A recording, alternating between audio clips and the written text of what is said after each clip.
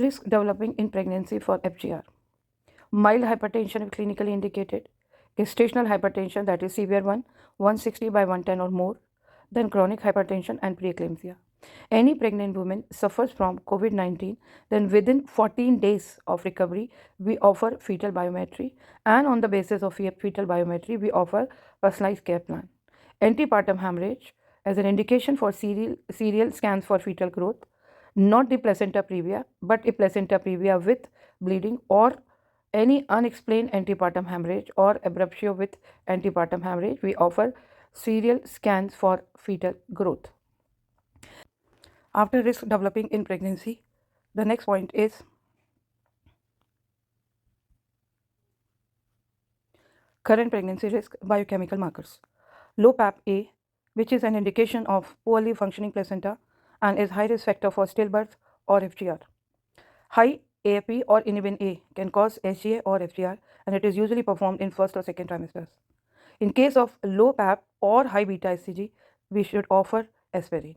So low PAP-A, FGR, stillbirth, high AFP and inhibin, SGA and FGR, low PAP-A and high beta HCG, we should offer aspirin that we start from 12 weeks and we need to stop at 36 weeks.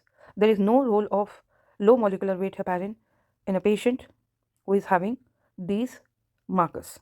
I hope I'm clear about it. So now we have discussed all the risk factors. Now how we do surveillance. Symphysis, fundal height, that is the center of symphysis and the variable point of fundus. So symphysis pubis center point and variable point of fundus. Then uterine artery Doppler, and after that we make a proper surveillance chart on the basis of uterine artery Doppler, and we decide about the further plan of action in a patient who has some concern with uterine artery Doppler. Now after surveillance, how we monitor. In a low risk pregnancy, we offer symphysis pubis fundal height measurement that we start from preferably 28 weeks. It is never done before 24 weeks. Interval has to be 2 weekly. Only in certain condition, when there is a maternal condition or fetal movement concern, then we do between 24 to 26.6. It is the midpoint of symphysis pubis and the variable point of fundus. So always start after 24 weeks. Preferred one is by 28 weeks. Interval of 2 weeks.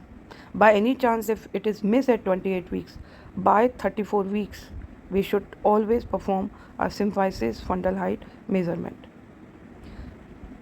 In case of maternal condition or fetal movement concern, we can offer this fundal height measurement, symphysis fundal height measurement between 24 to 26.6 weeks. This is very important parameter in low risk, as after 20 weeks anomaly scan, if low risk and no concern, we always offer symphysis fundal height measurement. It's an important tool. But if there is less than 10 centile plotting in single fundal height measurement or serial measurement is showing suboptimal growth. So two parameters. One, single point of time. If SFH is less than 10 centile or serial measurement is showing that there is suboptimal growth, then we offer ultrasound for fetal biometry. That can be 3D ultrasound, that can be fractional limb volume with 2D biometry, and in rare cases when we doubt some other abnormalities, that is MRI. Moderate risk category imposes the risk of late onset FGR. Serial ultrasound we offer from 32 weeks, and that is 4 weekly until birth appropriate. High risk category or high risk factors causes either early onset or late onset, so definitely it's high risk. Here we offer uterine artery Doppler with anomaly scan, that is around 20 weeks, and everything is within normal limit. Then from 32 weeks we do 2 to 4 weekly. Other investigation is referring to fetal medicine if less than 3rd centile or 10th centile with abnormal uterine artery Doppler in mid-trimester anomaly scan. Now measures to reduce the risk. Smoking, carbon monoxide testing, in-house treatment with trained tobacco dependency advisor, tobacco dependency treatment, behavioral support, nicotine replacement therapy, avoid smoking. If not possible, then e-cigarette. Stopping by 15 weeks is as good as non-smoker. E-cigarette can be an option in pregnancy. NRT risk is lower but less risk of HGA with e-cigarette. Check carbon monoxide. If it is more than 4 pm, then assessment should be offered.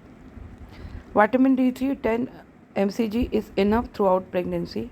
400 mcg folic acid 3 months prior to first trimester. Balanced energy protein supplements. Mindful based stress reduction or Mediterranean diet. Micronutrients like zinc, magnesium, and calcium, because that reduces the risk of preeclampsia and so the FGR.